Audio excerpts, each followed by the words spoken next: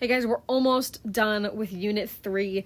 This is Lesson 11. It's graphing linear inequalities. We've learned about linear inequalities before. That's when instead of an equal sign, you have less than or greater than or less than or equal to or greater than or equal to symbol instead of an equal sign, right? And so we're looking at graphing those, and we graph them actually the same way that we graph equations with just a little twist. So to start, some things you should already know how to do is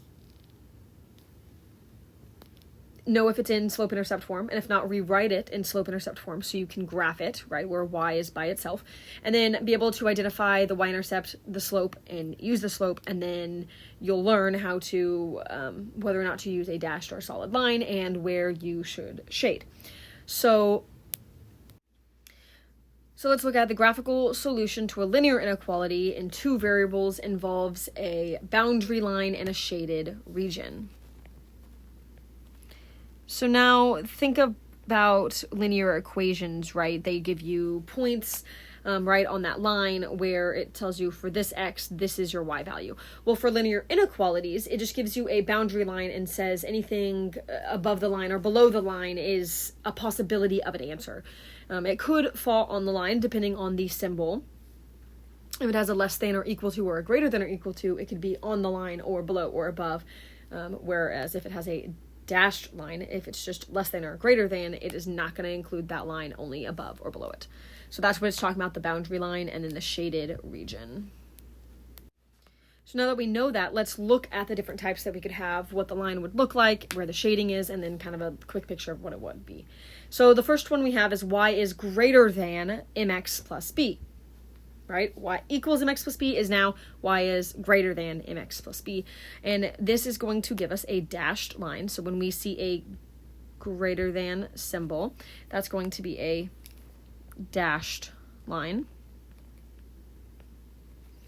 And since y is greater than mx plus b, the shading is going to be above. Okay, so it's in relation to the y. So if y is greater than, then you're shading above it.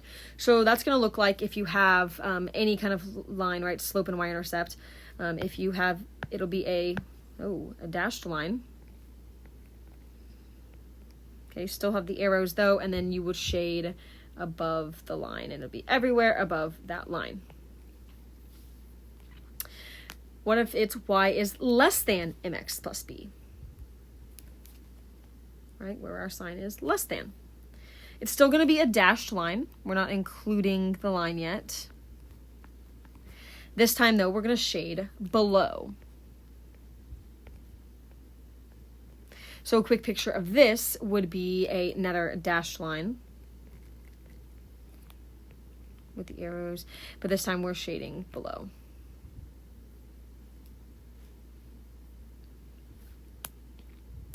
Okay, what if it has greater than or equal to? So this is where it can be greater than or equal to. This is why it includes the sign. So now this is a solid line, and it's going to be shaded above.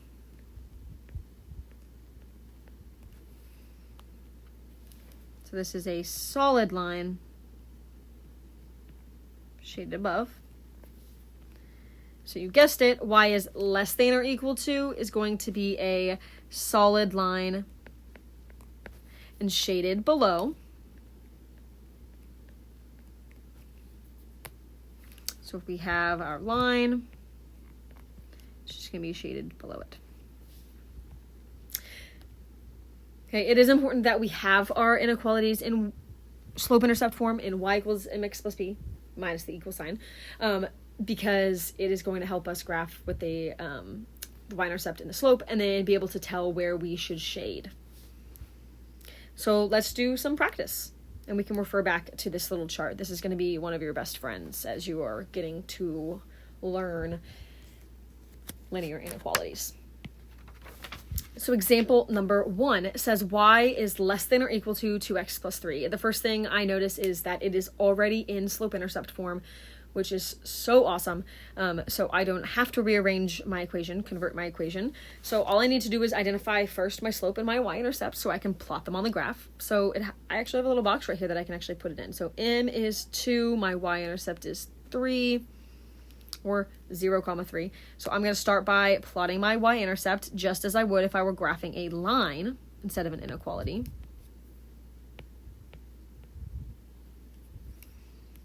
If I can graph it on there.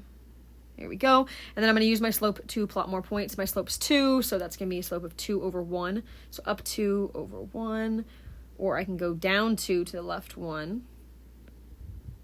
Put a point there. And I can go all the way. Remember, you only need 2 to draw your straight line, but I like to kind of do a bunch just so that I can see the picture of what's happening, and it's easier for me to draw a straight line.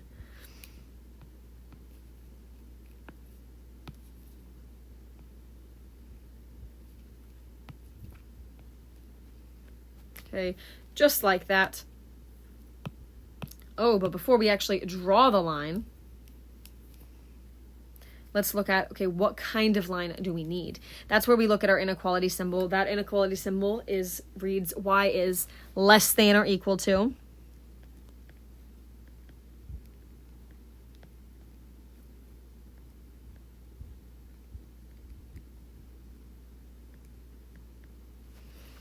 Okay, which means, looking back at my chart, that I should have a solid line and I should shade below.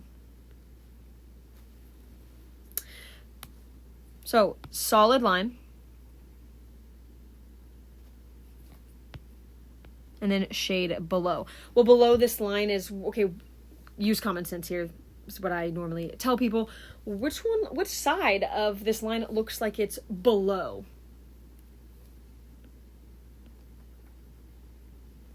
It's this one, right? That looks below the line. It's on the underside of the line. So I'm just going to shade it nice and pretty. And then the reason we're doing this is let's to find a solution. So it actually gives us a question. Is the point -3, 2 in the solution set, yes or no? So I'm going to just first identify that point, -3, 2. So -3, 1, 2, 3 to the left, and then 2 up is a point right there. I'll label it. Okay, so is this a solution for our answer? And the answer is no. This is not in my shaded region, and it's not on the line. So -3, 2 is not in the solution set. But if I had picked a point on the line or in the shaded region on the below the side, that would be a solution to the linear inequality. Let's look at example number 2. Example number 2 says -5x minus 2y is less than 8. Oh no, this one's not in slope-intercept form. So we need to go ahead and rearrange our inequality so that it is. Remember, when we solved for linear inequalities, we solve them the same way we solve for linear functions. So in order to converting, we convert the exact same way. So I'm going to use my inverse operation and add 5x to both sides. That's going to leave me with -2y is less than. Make sure you put that symbol so that way you remember that it's not an equal sign, it's a less than sign. And then 5x plus 8, just because I like to write it with the x first. And then divide by my b value, which is -2. I'm dividing every term on that side by -2. Now, our b value that we're dividing by is -2, and when we divide by a negative number, what happens? We've learned this before. The same thing is going to happen this time. The symbol flips direction. So now instead of it being y is less than, we're going to have y is greater than -5/2 x minus 4. That's why it's important that you show your symbols. That way you realize, okay, when I divide by a negative number, my sign flips. If you want to make a note of that to yourself, I would. I'm going to go back to this front part right here, and I'm going to write, when you divide by a negative number, you flip the symbol. Okay, you'll see that I also had it in orange, just the words that match the symbol, just in case you forgot if you want to add those. Okay, but let's get back to this example. So I can now identify my slope as -5/2. My b value is 0, -4. All right, my y-intercept. And then my line is going to be dashed.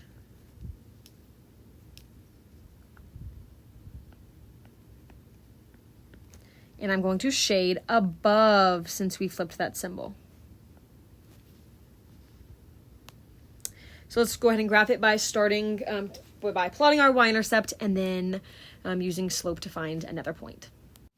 Because it's a dashed line, I'm going to use a dashed line to connect my points and then continue my line. And then I'm shading above. Above looks like it's on this side, and so it is. Okay. Notice though that my two examples, it looks like I'm shading on the same side, but one of them was shading below, the other one was shading above. It depends on the direction of the line, what is above and what is below. So anytime you have a positive slope, your below is going to be on the right-hand side. And anytime you have a negative slope, your below is going to be on the left-hand side. Your above will be on the right-hand side. So just keep that in mind, those two differences. Let's look at example 3 and 4 because they're a little bit different. They're dealing with my vertical and horizontal lines.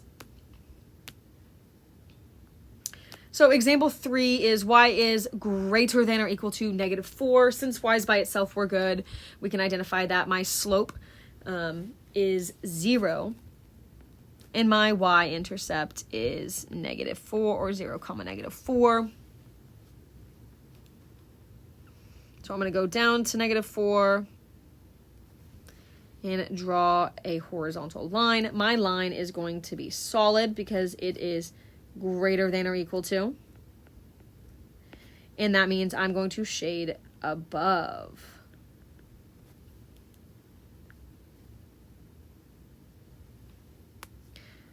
So I'm going to draw that horizontal line. Add my lovely arrows and shade above.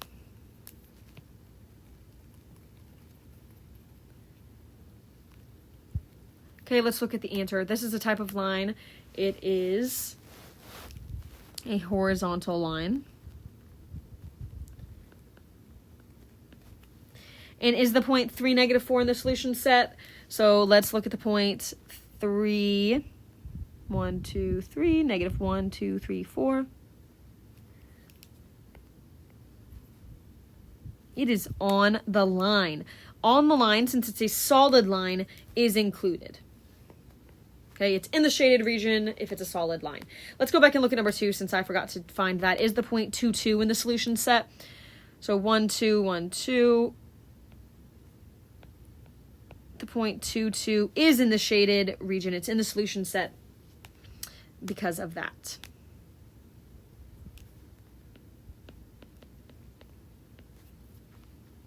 All right, last example, then we're done. X is less than 3. That is a vertical line.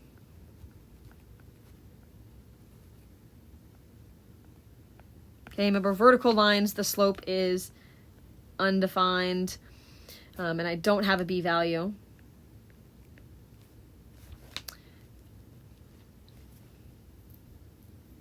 I'm going to have a dashed line because it's just less than. X is less than. And it works the same way. If X is less than, then I'm shading below, which is actually going to be left. So I guess for that other one, we could say right. If it's above, it's to, the top, above, not the bottom. All right, so here I just need to put my X value of 3.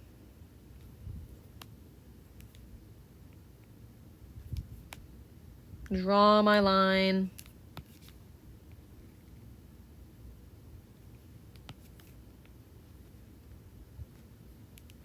And then shade below, which is to the left. So everything over here is shaded. Is that point 3, 3 in my answer? Oh, sorry, it's not supposed to be a solid line, is it?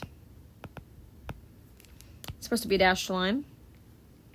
Look at me catching my own mistakes, right? It's a dashed line because it's just x is less than 3. But we do shade to the left still. And so is that 3, 3 an answer?